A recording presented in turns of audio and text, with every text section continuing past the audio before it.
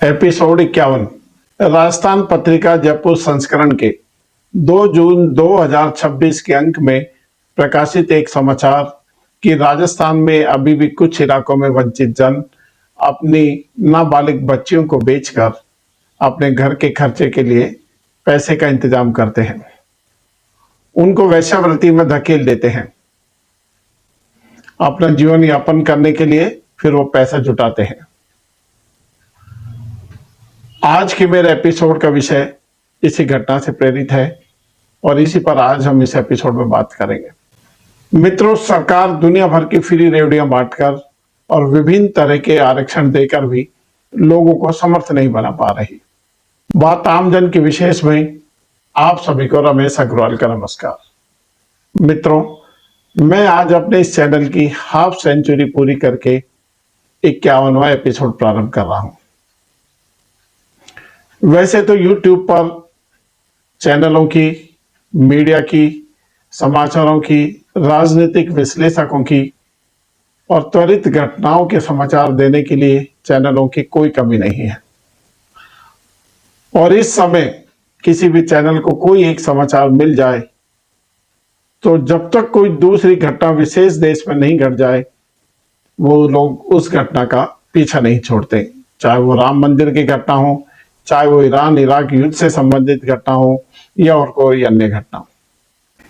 मित्रों, जैसा कि मेरा ये चैनल, इसका नाम है बात आमजन की, और मैंने प्रारंभ में भी आपसे निवेदन किया था कि मैं इस चैनल को प्रारंभ कर रहा हूं आप और मेरी अर्थात आमजन की बातों का विश्लेषण करने के लिए कि इस देश का आमजन किस परिस्थिति में रहता है और उसे क्या क्या परेशानी होती है।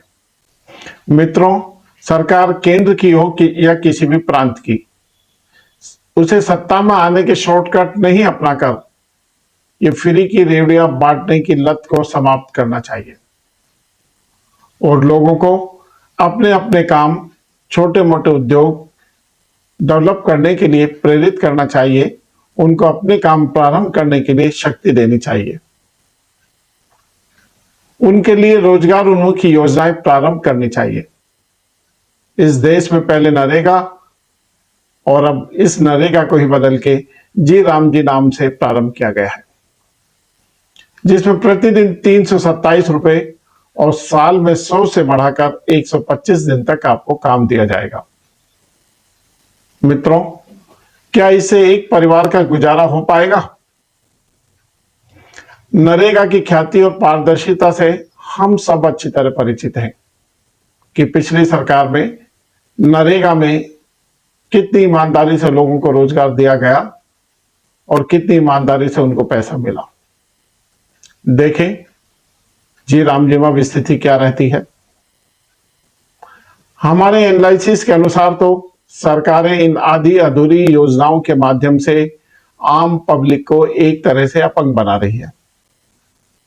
व्यक्ति को ना तो पूर्ण रोजगार ही मिल पाता है, ना वो पूर्ण रूप से बेरोजगारी रह पाता है, और धीरे धीरे सरकार की इन बैसाखियों के सहारे व्यक्ति आर्थिक रूप से अपंग बन जाता है। लेकिन इन आर्थिक बैसाखियों की आदत केंद्र और राज्य की विभिन्न राजनीतिक पार्टियों की सरकारों ने लोगों को ऐसी लत लगा दी है कि इससे छुटकारा मिलना बहुत ही मुश्किल है।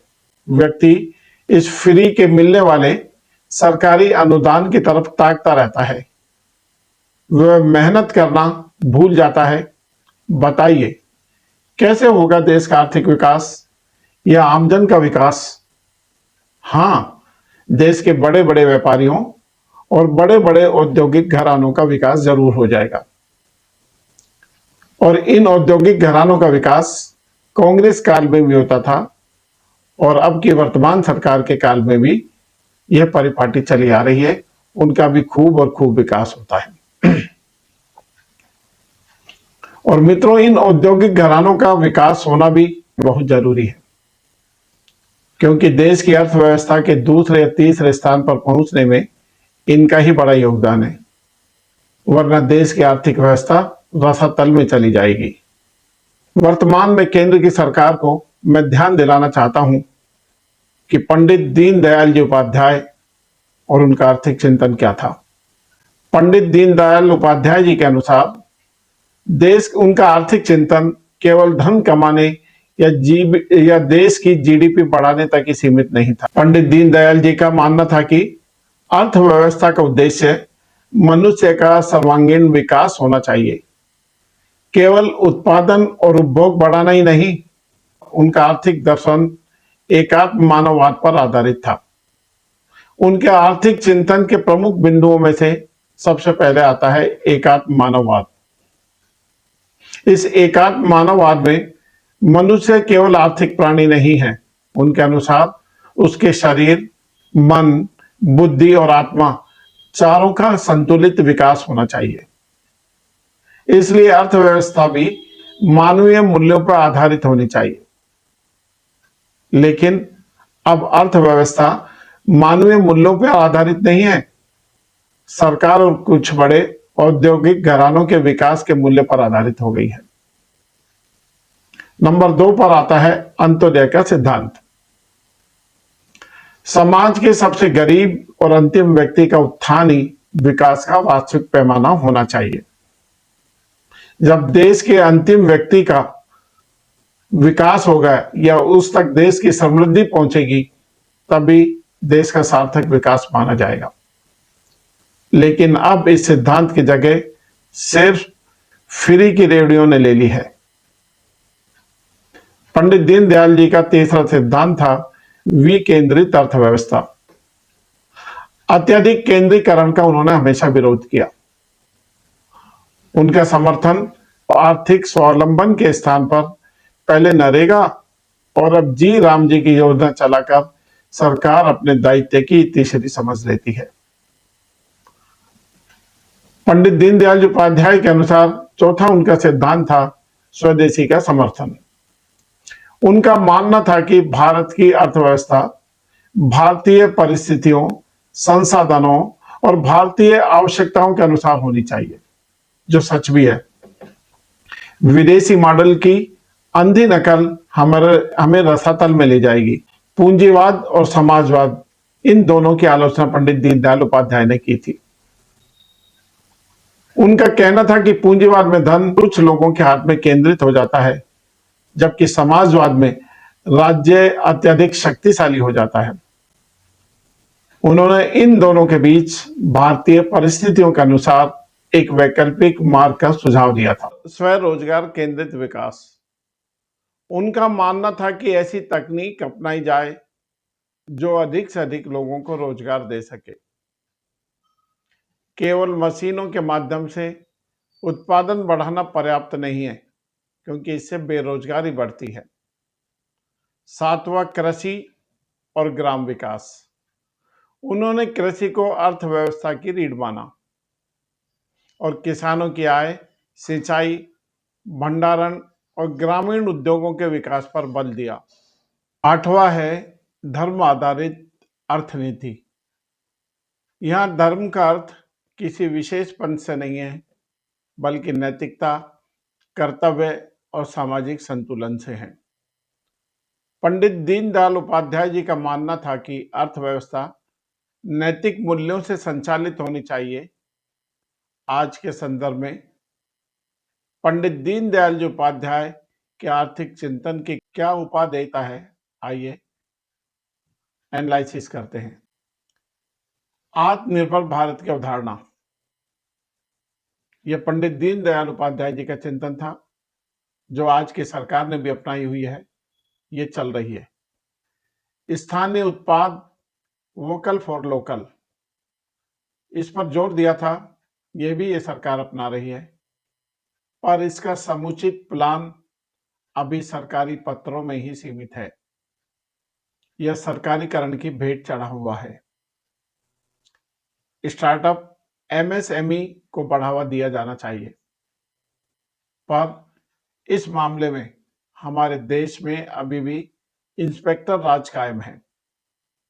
अगर आप किसी एमएसएमई में या किसी उद्योग में अपना उद्योग भी लगाएं, तो आपको सफलता तो मिल जाएगी, पर आपकी 2-4 जोड़ियां जूती घिसने के बाद। गरीब कल्याण अंत्योदय की योजना, फ्री की रेवड़ी बांटने तक सीमित होकर रह गई है। सतत एवं समावेशी विकास सिर्फ और सिर्फ बड़े उद्योगों के लिए और बड़े बड़े औद्योगिक घरानों के लिए सीमित है। आज के समय में हमारे अनुभव के अनुसार गरीब और गरीब तथा अमीर और अमीर होता जा रहा है। मित्रों, ये तो ही पंडित दीनदयाल उपाध्याय जी के एकात्म मानववाद पर आधारित आर्थिक चिंतन की बात। वर्तमान परिप्रेक्ष्य में किसी पार्टी की सरकार का उद्देश्य कैसे भी हो, केंद्र में और फिर विभिन्न राज्यों में अपनी सरकारें बनाना है, अर्थात सत्ता में आने का है। फ्री की रेडियो बांटने की प्रतियोगिता में किसी भी प्रांत की, किसी भी पार्टी की सरकार अब पीछे नहीं है। अब उनके लिए फ्री की रेडियो बांटना सत्ता में आने की सीढ़ियां हैं। माननीय सुप्रीम कोर्ट ने फ्री की इस रेवड़ी कल्चर पर बहुत सख्त रुख अपनाया और उन्होंने टिप्पणी करते हुए भी कहा कि ये फ्री की रेवड़ी कल्चर देश के आर्थिक विकास और राजकोष पर बोझ है। सुप्रीम कोर्ट ने कहा कि लोगों को फ्री रेवड़ी नहीं, रोजगार दीजिए। सरकारों द्वारा चुनाव से ठीक पहले जनता के खातों में विभिन्न बहानों से या विभिन्न योजनाओं के नाम पर कैश अमाउंट ट्रांसफर करना, इसको भी माननीय सुप्रीम कोर्ट ने आपत्तिजनक माना है।